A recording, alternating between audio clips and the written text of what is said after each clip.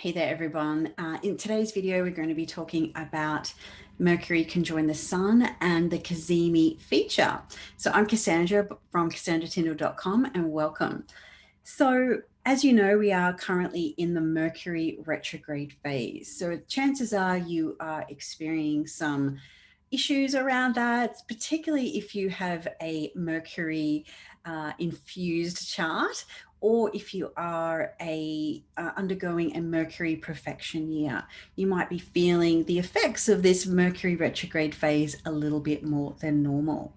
But this week we do have Mercury conjoined the Sun, and they will form I won't go so far as to call it an aspect, but a certain feature called Cazimi. So we're going to be breaking that down for you today and how you can use this tool to help you lead a more divinely inspired life.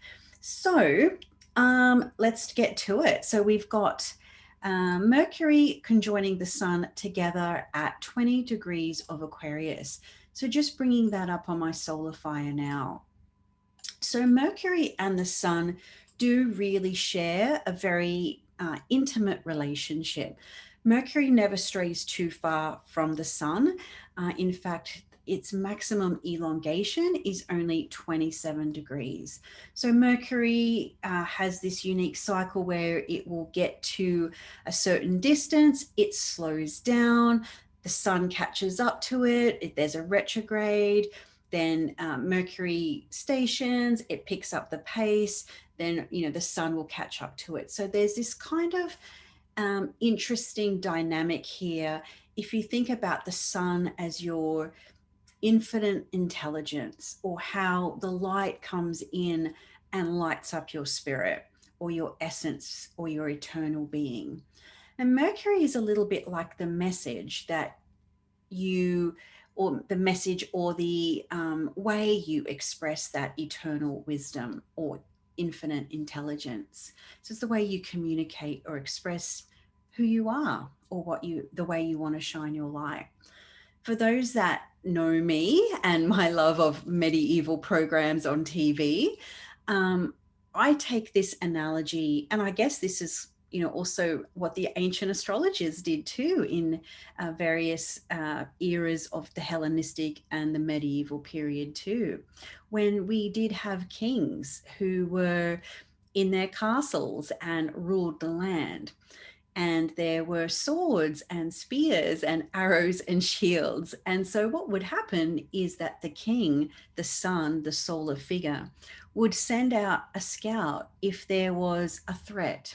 So if the Northmen, for example, were coming, if you've been watching Vikings, the king would send out a scout to survey the landscape to see what danger was imminent.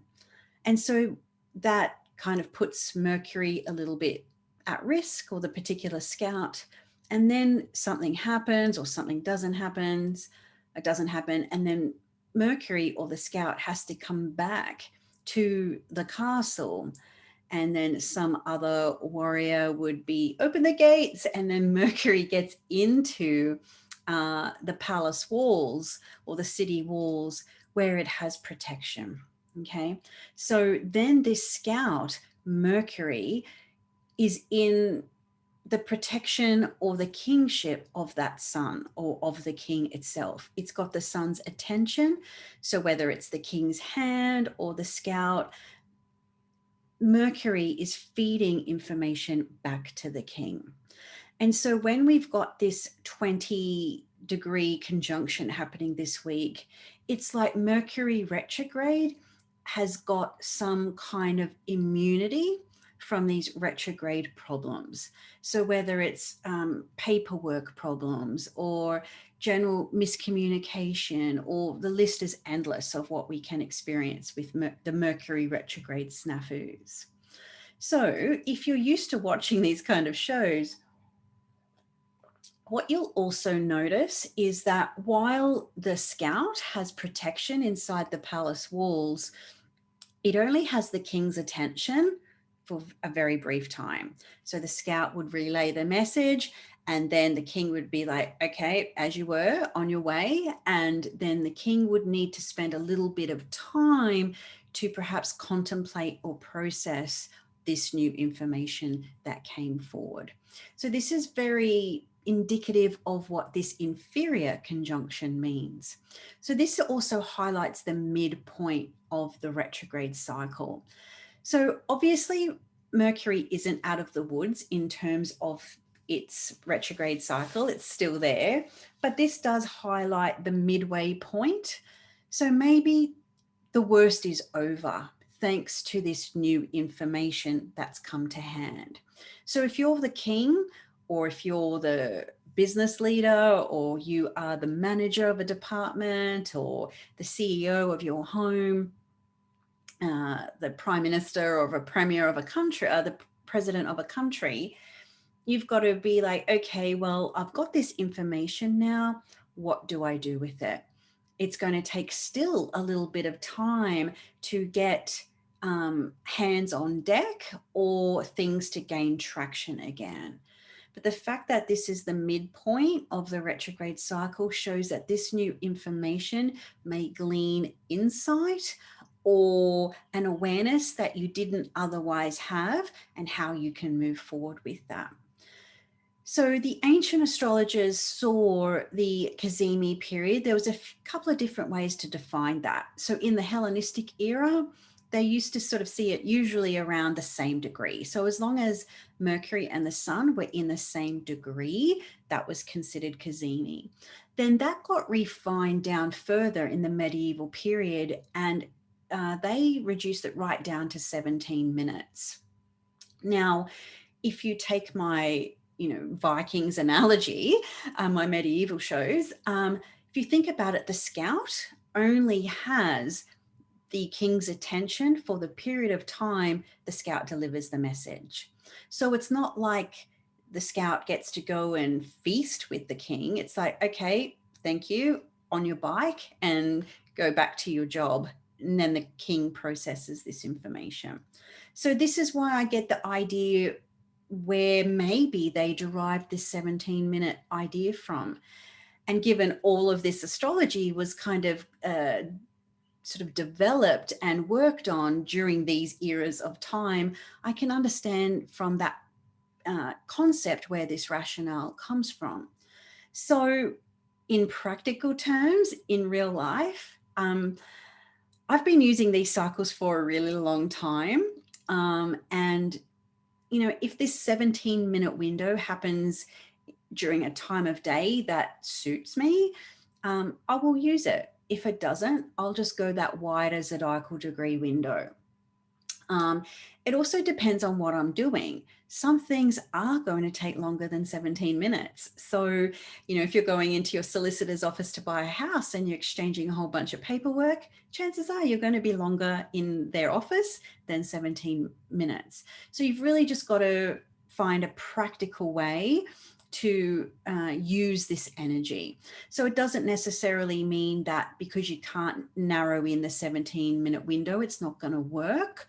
I think if you can put your intention or purpose to it, you can still utilize this immunity or protection that Mercury has from being retrograde at this moment.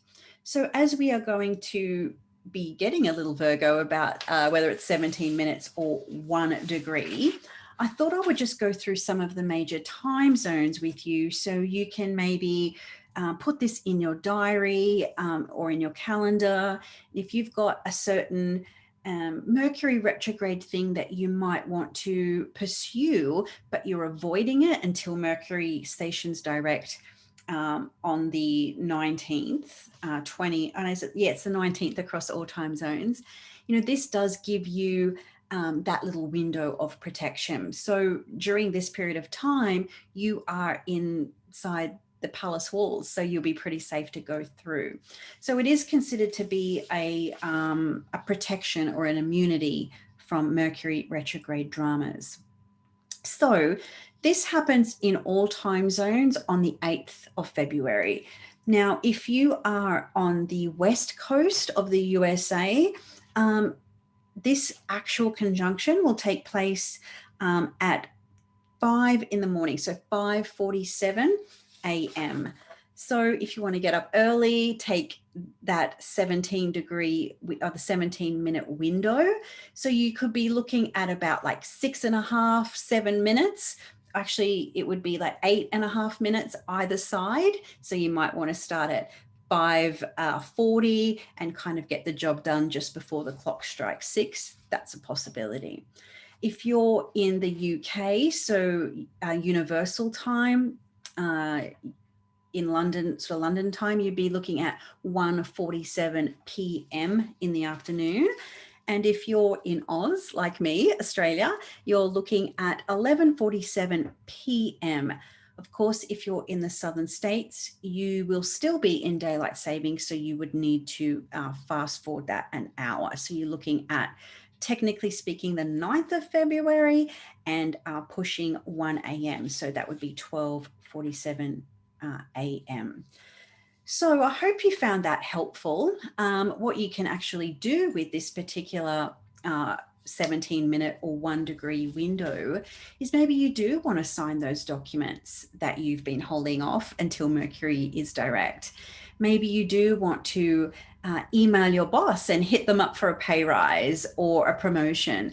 Maybe you've got a fantastic idea to launch a new product in your business, and it may not mean that you can go ahead and launch it like right here and now, but you might get some valuable insight or intel that you have that light bulb moment where you kind of go, now I get it. Now I know what to do, and I can strategize and plan.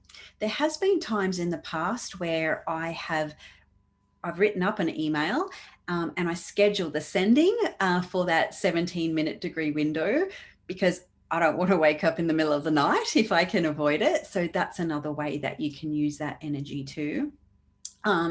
If you want to broach a tricky topic with somebody or have a conversation that may not go so well, you could be surprised that if you broach the topic now, it might go a little bit smoother, or the reaction might be better than you expect.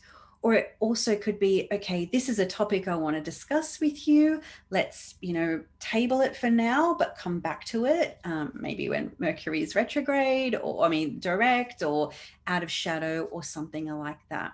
So you will need to play with it depending on how it's working in your chart, what problems you're having in relating to that life topic. So it might just be generalized Mercury retrograde problems, like flat batteries in cars, or losing keys, or your hard drive fails, or you lose a bunch of data, or you go to a hair appointment that you've been waiting forever for, and you thought it was 1/4 past, but when it was 1/4 to, those type of problems. So it might just be that general stuff, but you might also want to consider honing right in to your Aquarius house and think about what problems or planning or strategy or what additional information you need to make the most of the second half of this retrograde cycle.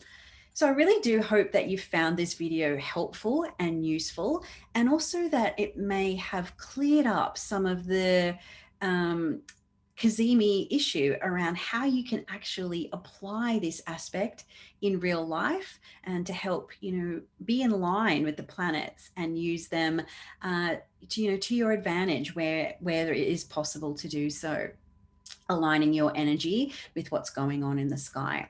So if you do like these types of tips and insights and guidance, I'd love for you to consider joining my Golden Circle Club, which is my monthly membership, and all the details are there in the description below. You'll get tons of deep dives into the aspects each month. There's Q&A, new moon gatherings, and so many additional resources, and a Facebook community too. So that's all downstairs in the description below, and I look forward to catching you in the next video.